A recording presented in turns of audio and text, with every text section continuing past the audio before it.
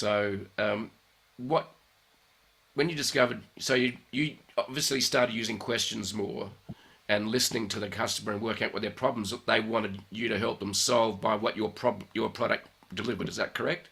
Yes. Yeah. So, so you get this training. Your whole sales strategy changes. You're going from pitch deck to a different type of sales approach. So that's sort of like your aha moment. You're in the industry, but now you're going, okay, this makes sense now. Is that right? Yeah, it was for me, and I had to. It took me a while to really comprehend what I was doing and how to do it. So, when I got rid of the pitch deck and started doing the questioning, I had to script out my questions.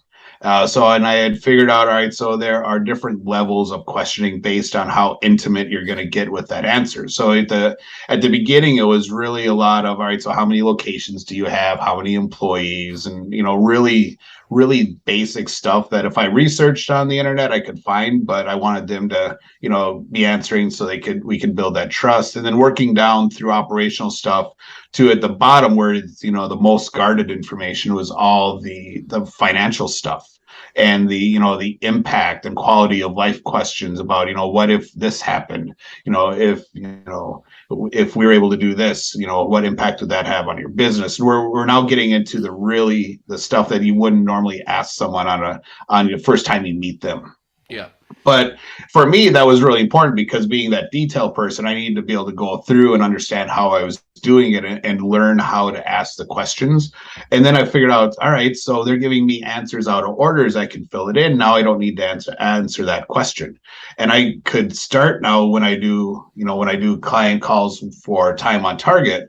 We don't always necessarily start with those high level questions. I start with, hey, all right, so tell me your story. How did you get into this? And I go pull pieces out of that to now fill in my puzzle so that I could start putting stuff together. Yeah. And that questioning skill was really important to learn because that's what set the stage up for me to be able to do what I do now. The funny thing is, once I got to a point where I'd been doing that for a long time with Nextel, I thought I knew what all my clients wanted. So I was skipping it. I was jumping right into hey, I know all about your business already, and here's the thing. And that didn't work so well.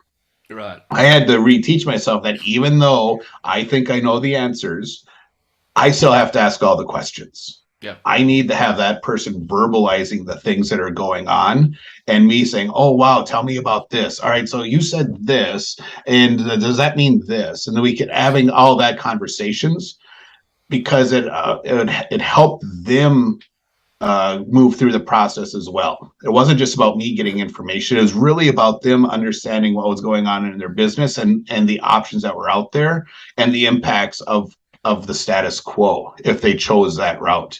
So I had to reteach myself to go back. And even though I knew I was going into a construction company and I knew what their issue was going to be and what my solution was going to be, I had to go through the actions. Yeah. Because it was important for them. It wasn't just about me.